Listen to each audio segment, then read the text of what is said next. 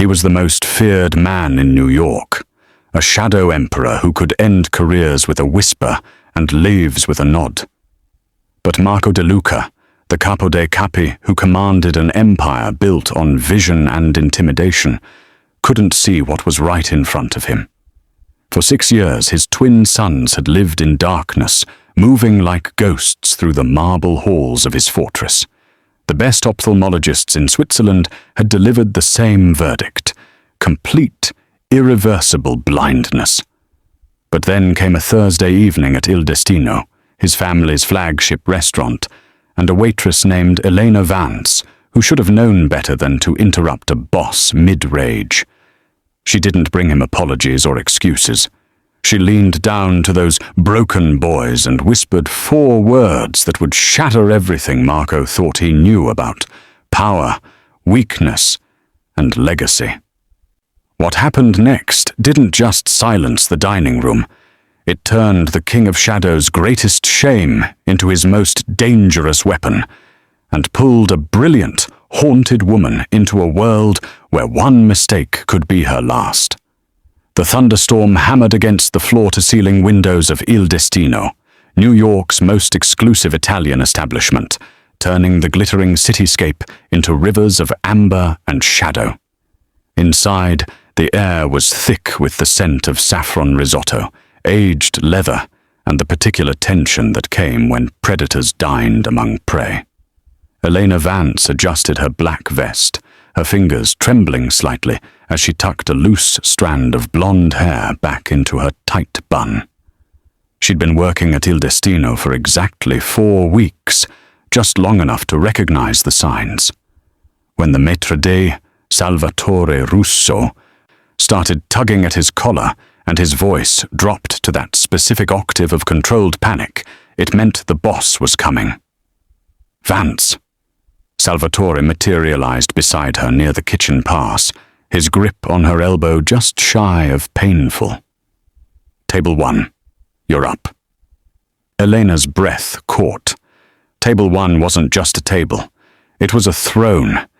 It sat in the northeast corner beneath the Murano chandelier, permanently reserved for Marco De Luca, the man the tabloids called capo dei capi, the apex predator of New York's underworld. She'd heard the stories. A restaurant owner who served him overcooked veal had his lease mysteriously terminated the next day. The establishment burned down a week later. "I thought Gianni was covering table 1, Elena said, glancing toward the senior server who was suddenly very interested in polishing wine glasses in the far corner of the room. "Gianni called in sick." Salvatore dabbed his forehead with a pocket square. "You're all I've got. Pour the water. Take the order. Do not, and I mean this, Eleanor, do not stare at him. And whatever you do, ignore the boys." Eleanor frowned. "The boys? His sons. Twins. He brings them sometimes." Salvatore's voice dropped to barely a whisper. "They're damaged. Just stay away from them. Don't engage. Don't even look directly at them. Capisce?" Before Elena could ask what he meant by damaged, the heavy bronze doors at the entrance swung open with theatrical weight. The effect was instantaneous. The restaurant, usually a symphony of clinking crystal, murmured negotiations, and artificial laughter, went silent. Not quiet. Silent, as if someone had pressed mute on the entire world. Marco De Luca entered. He was exactly as the photograph suggested, yet somehow more, well over 6 feet, his frame draped in a midnight black suit that looked like it had been tailored by Italian artisans who understood that clothing was armor. His face was all brutal geometry, sharp jaw, pronounced cheekbones, a nose that had been broken and reset with surgical precision. But it was his neck that drew the eye. Intricate tattoos crawled up from his collar like vines of violence, disappearing into his slicked-back hair. His eyes, dark as pitch, swept the room with the casual assessment of a predator cataloging prey. 2 bodyguards flanked him, broad-shouldered mountains in expensive suits whose jackets couldn't quite hide the bulges at their ribs. But Elena's attention snagged on the small figures trailing behind Marco's purposeful stride.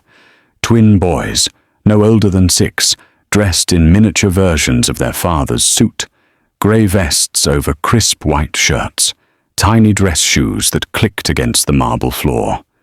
They were beautiful children, with the same dark hair as their father, the same sharp features softened by youth.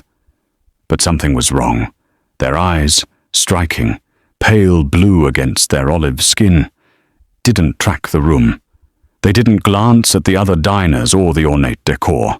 Instead, both boys moved with their hands extended slightly forward, fingers splayed as if feeling for invisible walls. One twin had his head cocked at an odd angle, mouth slightly open. The other flinched violently when a waiter dropped a menu 3 tables away. They were completely blind. Marco reached table 1 and sat without ceremony, without waiting for anyone to pull out his chair. The bodyguards took positions, one by the entrance, one with clear sightlines to the kitchen. The twins stood awkwardly by their chairs, uncertain. "Sit," Marco said. His voice wasn't raised, but it carried a resonance that made the crystal chandelier seem to shiver. "Matteo. Luca. Now." The boys fumbled for their chairs, hands patting the air, and Elena felt something crack open in her chest, something she'd buried 2 years ago when she'd lost her research position, when she'd lost everything. She recognized that movement, that specific spatial uncertainty. These boys weren't damaged, they were hypersensitive, and nobody in this room, including their father, had any idea what they were capable of. Elena's hands were steady as she approached table 1 with the water carafe, though her pulse hammered against her throat. Years of academic presentations had taught her to project calm, even when her world was collapsing. This was just another performance. "Good evening, Mr. De Luca," she said, her voice carefully neutral as she poured sparkling water into his glass. She didn't look him in the eye. Salvatore's warning echoed in her mind. Marco didn't respond. He was scanning the menu with the intensity of a man reviewing a hit list, his tattooed fingers drumming an irregular rhythm against the white tablecloth. Elena moved to the twins. Matteo, or was it Luca, had his hands hovering above the table setting, fingers trembling as they searched for the water glass. His brother sat rigidly, head tilted at that peculiar angle. Mouth slightly parted. Both boys were barely breathing, their small bodies coiled with tension. She poured their water carefully, noting how they both flinched at the sound of liquid hitting crystal, how their heads swiveled toward the noise with perfect precision. "Matteo!" Marco's voice cut through the ambient noise. "Your napkin. In your lap." The boy's hand swept across the table, knocking a fork to the floor with a metallic clatter that seemed to reverberate through the entire restaurant. Several diners turned to look. Marco's jaw tightened, a muscle jumping beneath his ear. "Christ! Luca, help your brother." But Luca was frozen, overwhelmed, his breathing coming faster. A waiter passed behind their table, and both boys jerked violently, heads snapping toward the movement they couldn't see but could somehow sense. Elena's professional mask began to crack. She'd seen this before, sensory overload in her blind students, back when she still had students, back when her research mattered to anyone but her. "They need your order, gentlemen." Salvatore appeared at her elbow, his smile plastic and desperate. "Perhaps the ossobuco. It's exceptional tonight." "Just bring whatever," Marco muttered, his attention fixed on his sons with something that looked like shame dressed up as irritation. "And get them chicken. Plain. Nothing they can make a mess with." Matteo's hand was still searching for his napkin. His fingers found it, but in pulling it to his lap, he caught the edge of his water glass. Time seemed to slow as the crystal tipped. Water cascading across the white tablecloth in a spreading dark stain that reached the edge and began to drip onto Marco's perfectly pressed trousers. "God damn it!" Marco shoved back from the table, his chair scraping violently. The bodyguard by the kitchen took a step forward, hand moving inside his jacket. Matteo's face crumpled. Luca pressed his hands over his ears. Something inside Elena snapped. The same thing that had snapped 2 years ago when she'd watched the university board shut down her acoustics lab, the same fury she'd felt when they'd called her research impractical and her methods unconventional. She grabbed the empty serving tray from the nearby stand and, before she could talk herself out of it, let it fall. The silver tray hit the marble floor with a catastrophic crash that stopped every conversation in the restaurant. Both twins' heads whipped toward the sound with mechanical precision.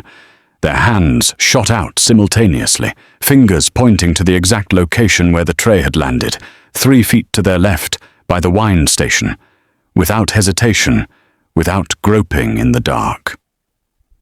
Marco froze, water still dripping from his pants, his eyes moving from his sons to Elena.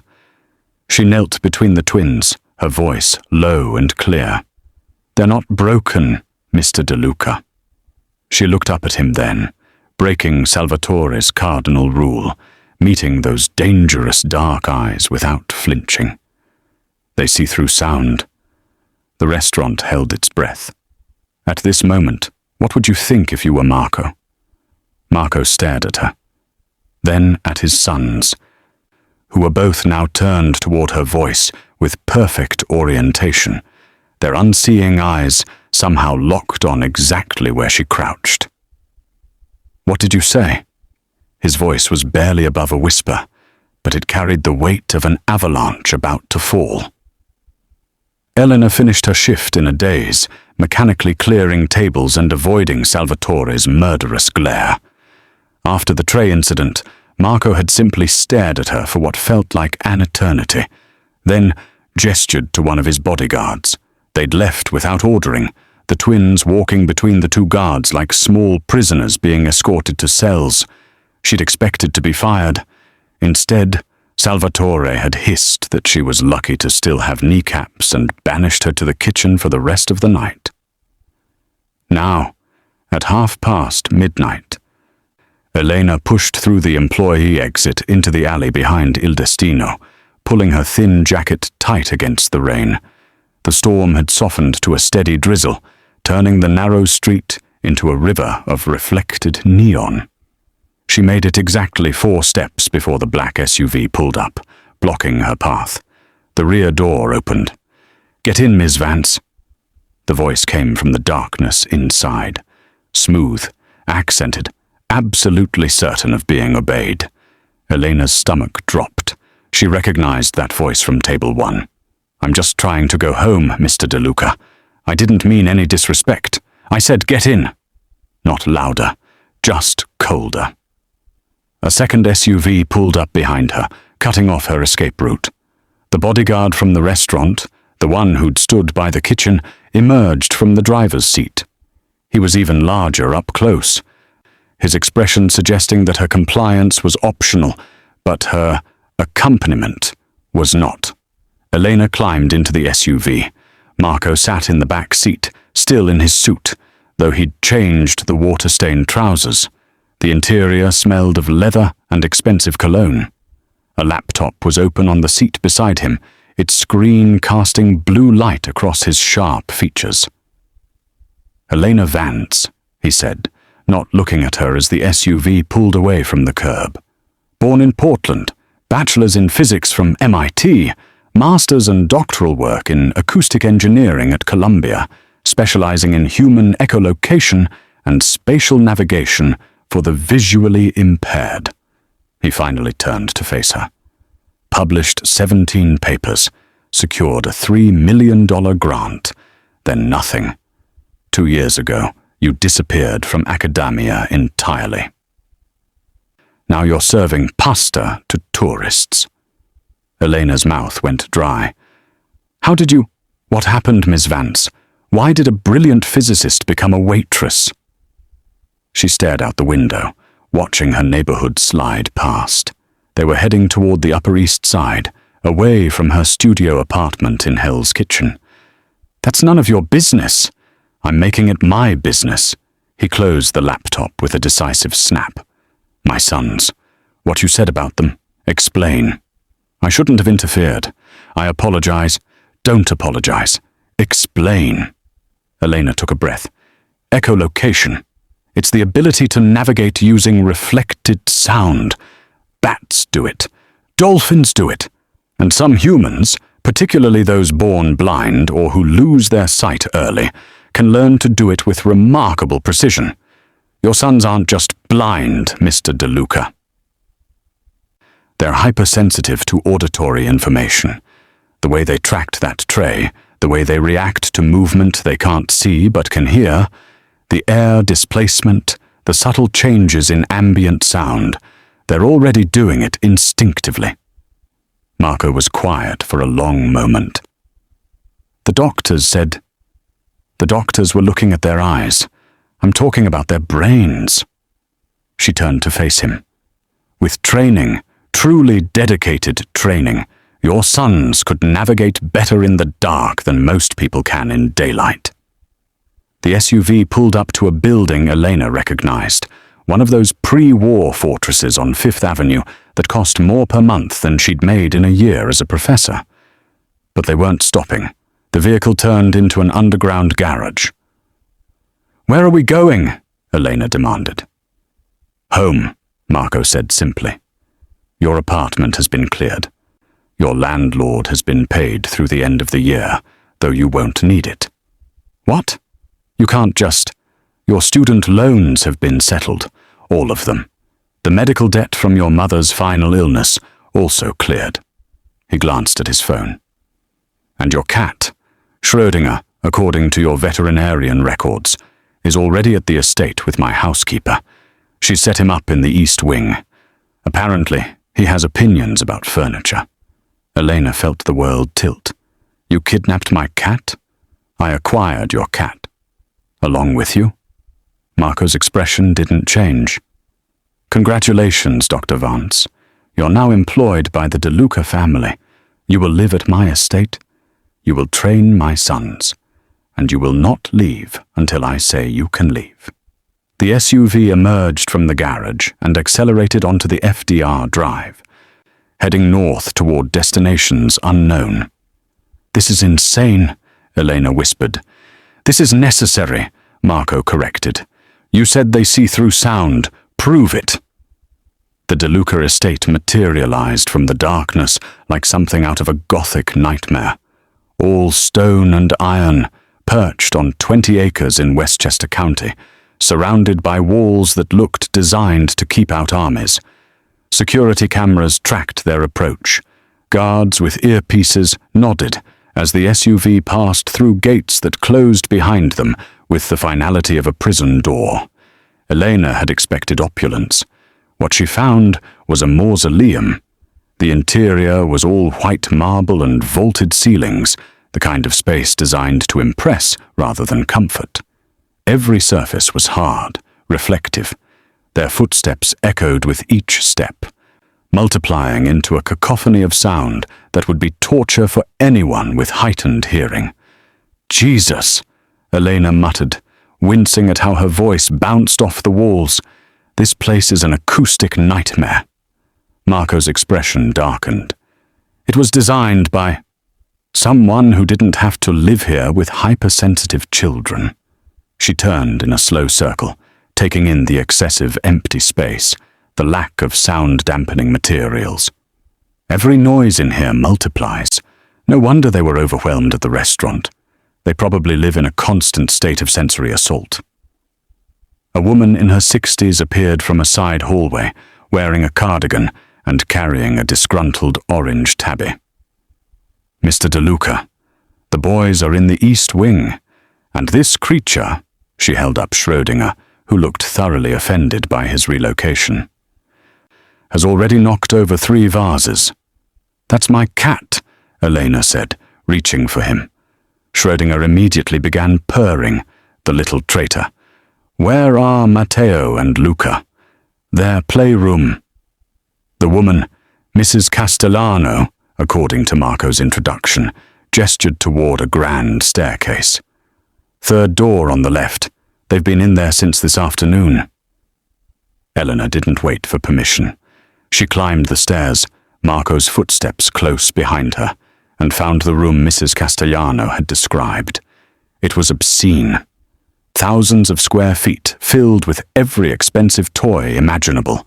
A train set that probably cost more than a car. Stuffed animals arranged in militant rows, building blocks still in their designer packaging. Everything was pristine, untouched, organized with the precision of a museum display.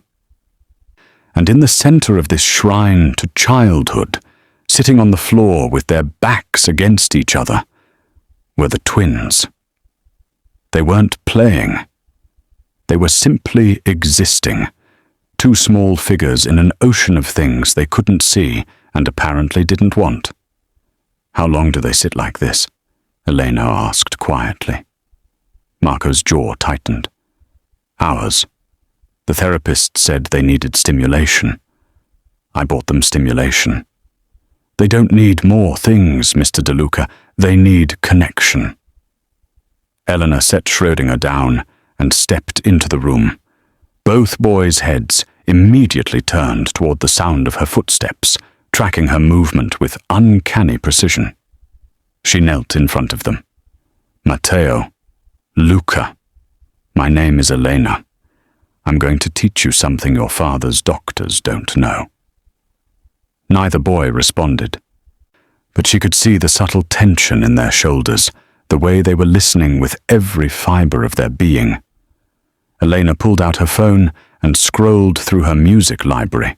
She found what she was looking for, a hip-hop track with a heavy, rhythmic bass line, and turned the volume up. The beat pulsed through the room, and both twins flinched. Stay with it, Elena said softly. She grabbed a red balloon from the pile of unused toys and inflated it, then placed it against Matteo's chest. Feel that? The boy's hands came up slowly, touching the balloon, and his eyes widened as the bass from the music made the rubber vibrate against his skin. Elena moved the balloon in rhythm with the beat, up, down, side to side, keeping time with the music. Matteo's head began to bob, almost imperceptibly at first, then with more confidence. She handed the balloon to Luca, who clutched it like a lifeline, his whole body beginning to sway. For the first time since Elena had seen them, both boys were smiling. "What are you doing?" Marco's voice was hoarse. "Giving them a language," Elena said, watching as the twins began to bounce the balloon between them, perfectly synchronized with the music they were feeling rather than hearing. Teaching them that sound isn't something to fear. It's something they can dance with. Matteo laughed, a small, surprised sound, and the entire room seemed to shift on its axis.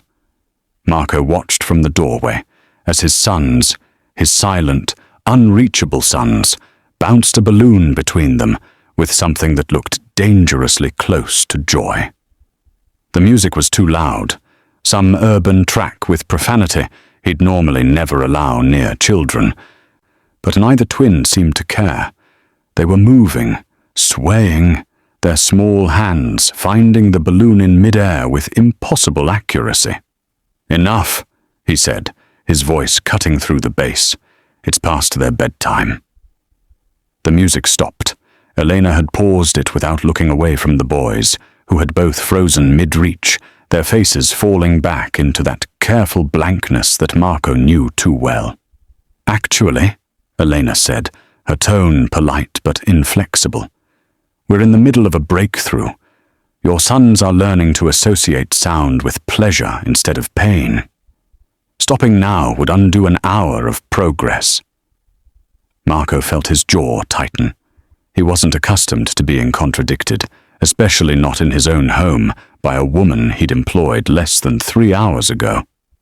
"Dr. Vance, come here," she interrupted, and had the audacity to pat the floor beside her. "Sit down, Mr. DeLuca." "Excuse me? You heard me. Sit or leave and let me work, but don't hover in the doorway like some kind of disapproving ghost. You're making them nervous." Marco glanced at the twins. Both boys had turned their faces toward him, their blind eyes somehow finding his location with unnerving precision. Their shoulders were tense again, their hands clasped in their laps. They looked like they were waiting for punishment. Something in his chest twisted. He walked into the room, this ridiculous, expensive room full of toys his sons had never wanted, and lowered himself to the floor beside Elena. The position felt absurd. The Capo dei Capi sitting cross-legged on a carpet that cost $30,000, his suit probably creasing in ways his tailor would weep over. "Good," Elena said, as if he were a student who'd finally followed instructions. She restarted the music, that same pulsing rhythm, and pressed the balloon into his hands. "Hold this against your chest, just like they did." Marco held the balloon awkwardly. The bass from the music made it vibrate against his ribs, a strange, almost intimate sensation. He felt ridiculous. Elena guided Matteo's hand to the balloon, placing the boy's small palm against the rubber surface. The vibrations traveled from Marco's chest through the balloon to his son's hand, a physical connection, a bridge of sensation where words had always failed. Matteo's face transformed. His mouth opened slightly in surprise, and then, slowly, tentatively, he smiled. Not the polite, empty smile Marco had seen in photographs, but something real. "Papa!" The word was barely a whisper. Marco's throat closed. "I'm here, Matteo. He can feel your heartbeat through the vibration," Elena explained softly. "To him, you're not just a voice anymore. You're a presence he can map, understand, connect with." She guided Luca's hand to the balloon as well, so both twins were touching it, feeling the music, feeling their father. This is how they experience the world, Mr. DeLuca. Through sound, through vibration, through patterns you and I take for granted. The three of them sat there, Marco rigid and uncomfortable, the twins relaxed and present in a way he'd never seen, as the music played. Luca started humming, off-key but earnest, his hand still pressed to the balloon. Matteo's fingers tapped against the rubber in rhythm. Marco realized he was crying. Not obviously.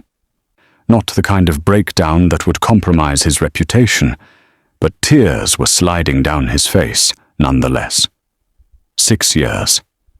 6 years of specialists and therapies and desperate prayers to a God he didn't believe in, and a waitress with a cat named after a quantum physics joke had achieved more in one evening than any of them. If you were Marco, would this moment change you forever?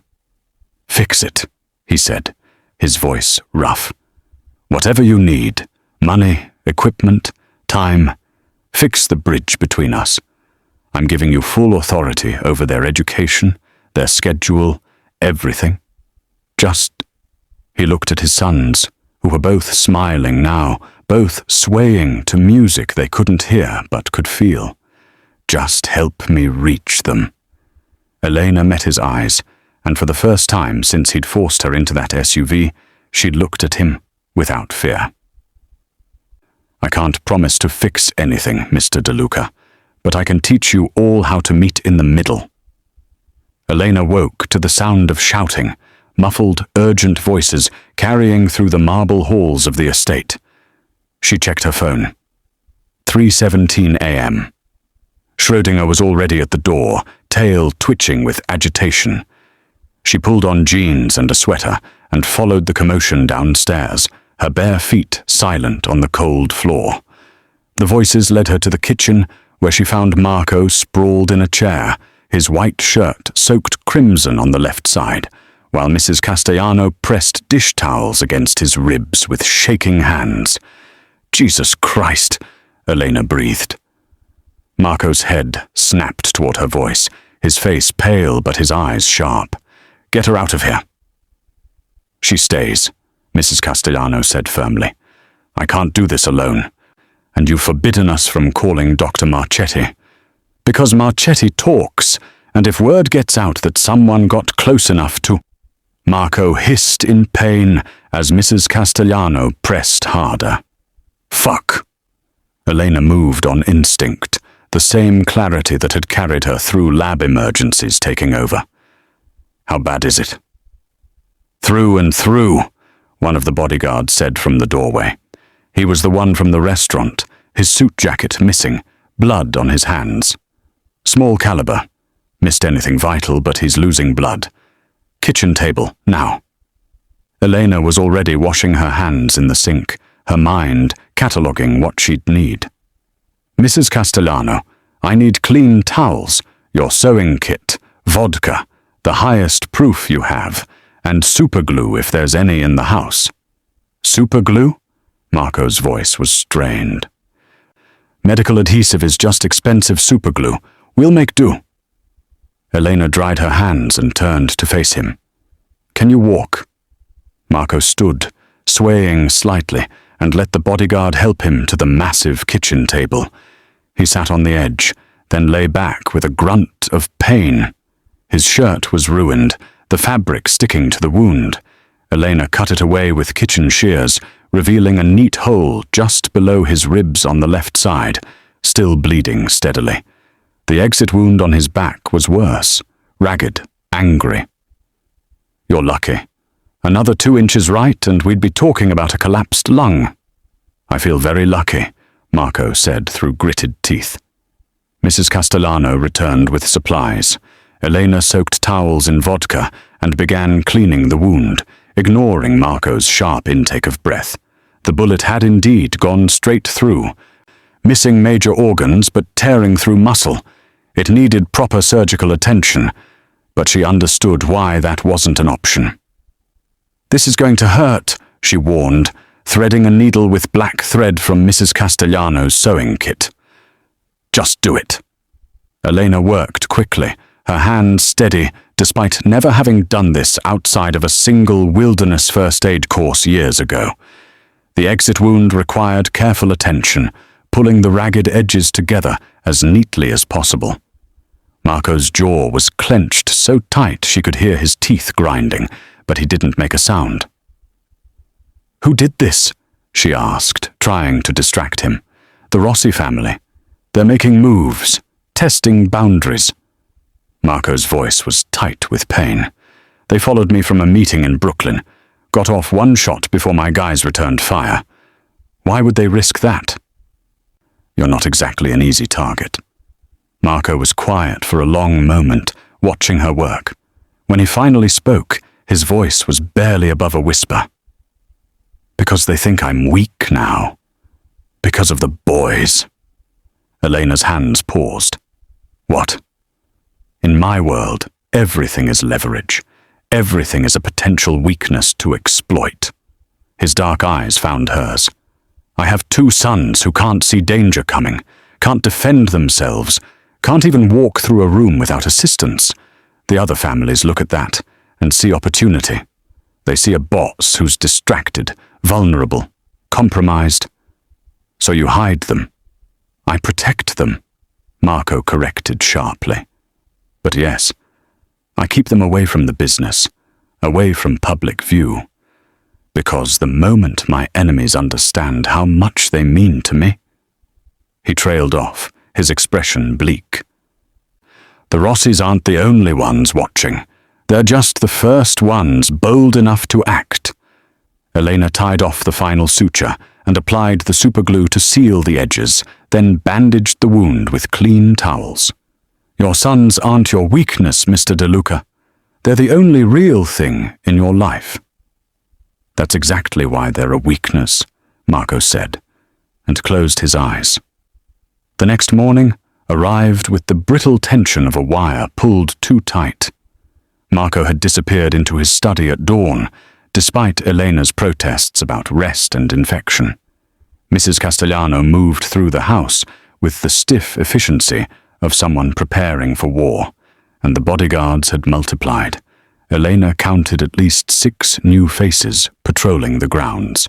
She found the twins in their playroom, sitting in their usual back-to-back position. But something was different. Their heads were tilted toward the hallway, tracking footsteps she could barely hear. "Good morning, Matteo. Luca." Elena kept her voice gentle, settling onto the floor beside them. "Ready to learn something new?" Matteo reached toward her voice, his small hand finding her arm with surprising accuracy. "Papa is hurt." Elena stilled. "How did you—" "We heard him," Luca said quietly. His blind eyes were aimed at the floor, but his expression was fierce. In the night, he was breathing wrong, scared breathing. These boys heard everything. Of course they did. "Your father is fine," Elena assured them, though the memory of all that blood made her stomach turn. "He's tougher than he looks." She was setting up the morning's lesson, teaching them to identify objects by the sound they made when dropped, when Marco's head of security, a granite-faced man named Luca Santoro, appeared in the doorway. "Dr. Vance, the boss wants you in his study, now." The study was all dark wood and leather, the kind of room designed for intimidation. Marco sat behind an enormous desk, his face grey with pain, despite the fresh bandages Eleanor could see beneath his black shirt. 3 other men stood around the room, Santoro, another bodyguard, and a thin man in glasses who looked like an accountant. "The attack last night wasn't opportunistic," Marco said without preamble. "They knew my route. They knew I'd be alone, except for one guard. They knew the exact time I'd be passing that intersection." Elena's mouth went dry. "How?" "Someone told them." Marco's voice was flat, controlled, but his hands were clenched on the desk. "Someone in this house. Someone with access to my schedule." "Sir," the thin man, apparently the head of household operations, spoke up nervously. "I've reviewed everyone who knew your movements yesterday. It's a short list. Mrs. Castellano, myself, Santoro, and the detail assigned to your vehicle. All people I've trusted for years," Marco said, "which means either my judgment is catastrophically flawed or someone's been compromised." Santoro cleared his throat. "There's another possibility. The new hire." Every eye in the room turned to Eleanor. "She arrives, and within 24 hours you're shot," Santoro continued, his tone reasonable and damning. "She has access to the house, to your sons, to your private schedule." She could easily have contacted the Rossis. Elena felt ice slide down her spine. "I was kidnapped into this job. I didn't even know where we were going until we arrived." "Or that's what you wanted us to think." Santoro took a step toward her. "You were researching acoustic weapons at Columbia before you disappeared. Maybe the Rossis recruited you. Maybe this whole echolocation angle is a way to get close." "Enough!" Marco's voice cracked like a whip. He stood, wincing at the movement, and walked around the desk to face Elena directly. "If Dr. Vance wanted me dead, she had the perfect opportunity last night. I was bleeding on a kitchen table, and she had scissors in her hand." He held her gaze. "She could have cut my throat. She didn't." "That doesn't mean— It means she's not the leak." Marco turned to Santoro. "But you're right that someone is. I want full surveillance on all household staff. Check their communications, their bank accounts, their family connections. Whoever sold me out, I want them found." The men filed out, Santoro last, giving Elena a look that suggested this conversation wasn't over. Marco sank back into his chair once they were alone. "He's not wrong to suspect you. But you don't. No. He studied her face. The twins trust you. They don't trust anyone. That's recommendation enough. Elena's hands were shaking. If there's really a traitor here, your sons are in danger. I know. Marco's expression was bleak, which is why you're going to teach them faster. Whatever you've been planning, acceleration, self-defense through sound, all of it. We're out of time. 3 days of intensive training had transformed the twins. They could now navigate the East Wing without assistance, identify people by their footsteps, and detect changes in a room's acoustics that Elena herself couldn't perceive. But they were still children, still confined to the estate's increasingly claustrophobic walls, and Marco had made an executive decision. "We're going out," he announced at breakfast, his wound clearly still bothering him, despite his attempts to hide it. "The Bronx Botanical Garden. I've rented it for the afternoon." Elena set down her coffee. "Is that wise? After the leak, I can't keep them in a fortress forever?" Marco's jaw was set. They need to experience the world, not just hear about it from inside these walls. Besides, the garden will be empty except for my security team. Santoro's already swept the location, which was how Elena found herself, 2 hours later, walking through the conservatory with Matteo's hand in hers, while Luca held Marco's. The air was thick with humidity and the scent of orchids, and the twins were overwhelmed in the best possible way, their faces turned upward, mouths slightly open, drinking in every echo, every rustle of leaves. "There's water," Matteo said suddenly, tugging Elena toward the sound of a fountain. "Moving water. It sounds like..." He paused, searching for words. "Like glass breaking, but soft." "Exactly right," Elena smiled. They'd been working on metaphor, on giving language to what the twins perceived. "Can you tell how far away it is?" Both boys tilted their heads, perfectly synchronized. 20 steps, Luca said, confidently. It was actually 18, but Elena wasn't about to discourage that kind of precision. They moved through the conservatory, Marco's security detail maintaining a discreet perimeter. Elena could see at least 4 guards, though she suspected there were more she couldn't spot. Marco himself seemed more relaxed than she'd seen him, watching his sons explore, with something approaching wonder. "Papa," Luca called out, "can we go outside, to the glass building we passed?" The Haupt Conservatory's exterior offered spectacular views through its Victorian-style glass panels. Marco nodded, and they made their way out, the twins navigating the steps with growing confidence. Elena was explaining how the glass panels would create different acoustic reflections when Matteo suddenly went rigid. "Something's wrong," he whispered. Elena knelt beside him. "What do you hear?" "Not here. See." His hand shot out, pointing toward a glass panel on the building across from them. "There. Light wrong. Too bright. Like..." He struggled for the comparison. "Like when you shine Papa's watch at the wall." Elena's blood turned to ice. A reflection. Sharp, focused. The kind of reflection that comes from... "Sniper!" She didn't think, didn't hesitate. She grabbed both twins and threw herself sideways just as the glass panel behind them exploded.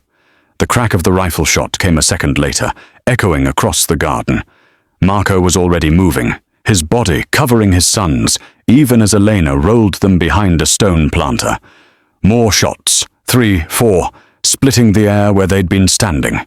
"Stay down!" Marco's voice was steel. His hand had somehow produced a gun from beneath his jacket. "Santoro! Northeast rooftop!" The security team erupted into action. Return fire cracked from multiple positions. Elena pressed the twins against the planter, her body shielding them, her heart hammering so hard she thought it might break through her ribs.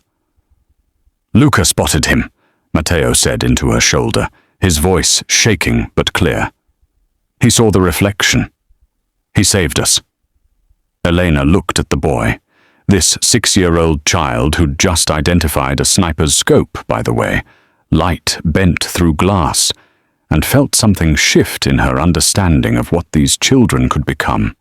Marco was shouting orders, his men moving with practiced efficiency toward the source of the gunfire.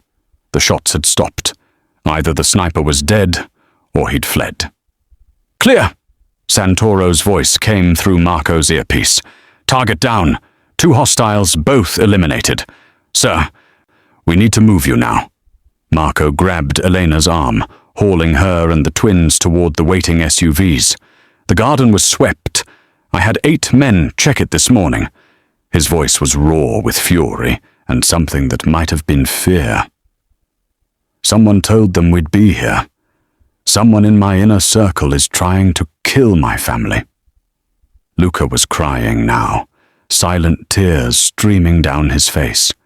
But his hand was still pointing toward where the sniper had been, his blind eyes somehow tracking the threat even after it was gone.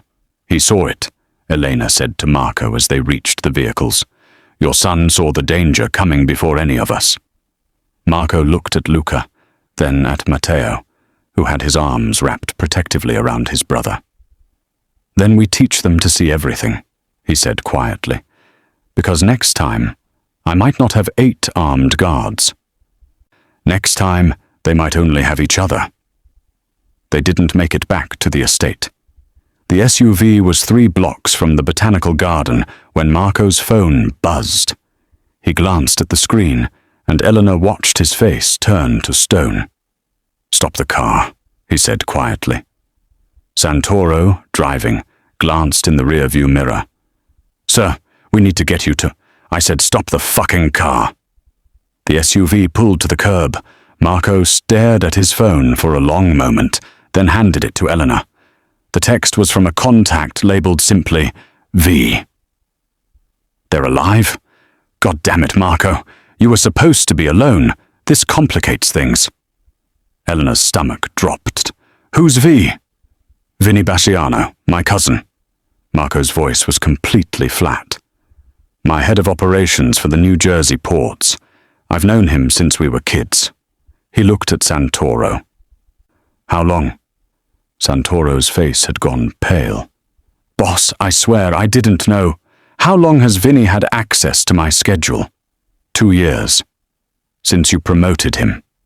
Santoro's hands tightened on the steering wheel. "He coordinates your movements with the port operations. I never thought—" "Family doesn't."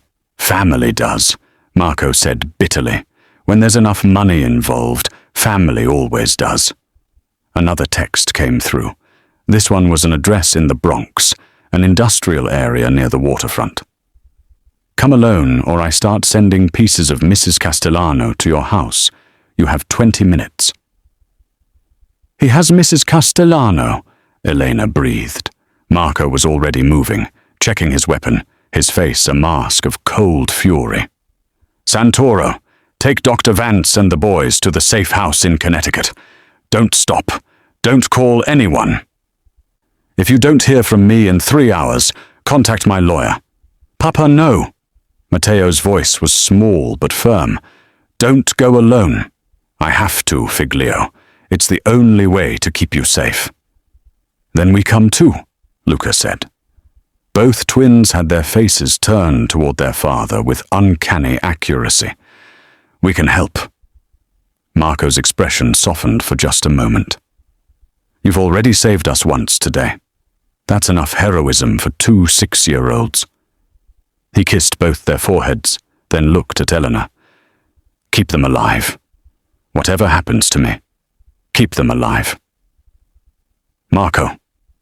But he was already out of the SUV, commandeering another vehicle from the security convoy. Eleanor watched him drive away, her heart in her throat. The warehouse was exactly what Marco expected, abandoned, isolated, perfect for an execution. Vinny was waiting inside, backlit by the late afternoon sun streaming through broken windows. Mrs. Castellano sat bound to a chair, her mouth gagged, her eyes wide with fear. "Cugino," Vinny said, his voice carrying an edge of regret. "I wish it hadn't come to this." Marco kept his hands visible, his weapon holstered. "How much are the Rossis paying you?" "5 million, plus control of the Newark operation." Vinny shrugged. "You understand business, Marco. Nothing personal." "You're right, it's not personal." Marco took a step forward. "It's family, which makes it worse." "Those blind kids made you soft," Vinny said, raising his gun. The old Marco would have seen this coming months ago. "But you've been too busy playing father to broken toys." The insult died in his throat as Marco moved, not toward Vinny, but toward Mrs. Castellano, using her chair as cover as he rolled behind a concrete pillar. Vinny fired, 3 quick shots that echoed deafeningly in the empty space. "You can't hide forever." "I'm not hiding," Marco called back. "I'm listening." He could hear everything now, the way Elena had taught him to listen when they'd practiced with the twins. Vinny's footsteps, heavy and careless, his breathing, rapid and nervous, the distinctive click of him checking his magazine. Marco waited. Vinny moved closer, his footsteps giving away his position. When he was exactly 3 meters away, Marco stepped out and fired twice. Vinny's gun clicked uselessly, a jam, the kind that happens when you maintain your weapons poorly and fire too quickly. He looked down at the spreading red on his chest, then back at Marco. "You're loud, Vinny," Marco said quietly, walking forward. "You always were. Loud footsteps, loud mouth, loud gun. In our world, the loud ones die first." He stood over his cousin as Vinny collapsed. "You should have learned silence." He cut Mrs. Castellano free, then pulled out his phone to call Santoro. His hand was shaking. Not from fear. From the realization that if his sons hadn't learned to hear danger coming, if Elena hadn't taught them to translate sound into survival, none of them would have made it out of that garden alive. Family had betrayed him. But his family, his real family, had saved him. The Connecticut safe house was a modest colonial, nothing like the marble fortress they'd left behind. When Marco walked through the door 3 hours after leaving them, Elena nearly collapsed with relief. The twins heard him first, his distinctive footstep pattern, and ran to him with a confidence they'd never had before. "You came back," Matteo said, his small arms wrapped around Marco's waist. "Always," Marco promised, holding both boys close. Over their heads, his eyes found Elena's. "It's over. Vinny's dead. The leak is sealed." But it wasn't over. Not really. It was just beginning. 6 months later, Elena stood in the wings of the grand ballroom at the Plaza Hotel, watching the crowd assemble. Every major family in the New York underworld was represented, along with legitimate business partners, politicians and socialites who pretended not to know how Marco De Luca had made his fortune. This was the annual De Luca Foundation Gala, the event where deals were made and power was displayed. This year, Marco was making a very different kind of statement. "You're sure about this?" Elena asked him quietly. He stood beside her in a tuxedo, looking every inch the dangerous man he was. But his attention was fixed on the stage where a Steinway grand piano sat under a single spotlight.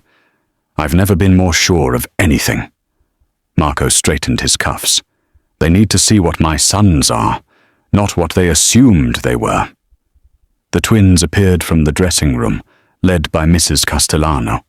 They wore matching tuxedos, their hair styled identically, but the real transformation was in how they moved. No hesitation, no uncertainty.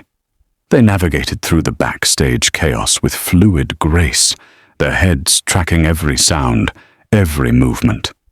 "Ready, boys?" Elena asked. "Ready," they answered in unison. The lights dimmed. Marco walked onto the stage, and the room fell silent. That particular silence that comes when predators recognize an apex among them. "Thank you all for coming," Marco said, his voice carrying easily through the space. 6 months ago, someone tried to kill me and my family. They failed, obviously. A ripple of careful laughter. They failed because they made the same mistake many of you have made. They assumed my sons were my weakness. He paused. "Tonight I'm going to show you why that assumption is fatal." He gestured to the wings. Eleanor guided the twins onto the stage, and she heard the intake of breath from the audience as they registered the boys' blind eyes, their careful but confident steps. Matteo and Luca took their positions at the piano, an instrument Elena had spent months teaching them, using the same principles of vibration and sound that had started with a balloon and hip-hop music. What happened next silenced the room more effectively than any threat Marco could have made. The twins began to play. Not a simple melody, but Stravinsky's The Rite of Spring, a percussion-heavy, rhythmically complex piece that most sighted pianists struggled with. Their hands moved in perfect synchronization, each boy handling different registers, their entire bodies swaying with the music they felt through the piano's vibrations. They played for 8 minutes. 8 minutes of aggressive, beautiful, impossibly precise music that spoke of power and control, and an understanding of sound that transcended normal human perception. When they finished, the silence stretched for 3 full seconds before the applause began. Tentative at first, then building to something that sounded like awe. Marco returned to the stage, placing a hand on each son's shoulder. "My sons see what you cannot. They hear what you miss. They are the future of this family." He looked directly at certain faces in the crowd, rivals, potential threats, the ambitious and the hungry. And they are untouchable. Backstage, after the endless handshakes and careful congratulations, Marco found Elena in the quiet hallway. The twins were with Mrs. Castellano, still buzzing with adrenaline. "You did this," Marco said. "You gave them back to me." "I just taught them to listen," Elena replied. "They did the rest." "No." Marco stepped closer, his hand finding hers. "You taught all of us to listen, to really hear what matters." He glanced toward where his sons were laughing with Mrs. Castellano, the sound bright and unguarded. "I spent 6 years trying to fix them. You spent 6 months showing me they were never broken." Elena squeezed his hand. "They're not the only ones who learned something." Marco smiled, a real smile, rare and transformative. "No, they're not." In the ballroom, the party continued. Deals were made, alliances shifted, power changed hands with handshakes and subtle nods.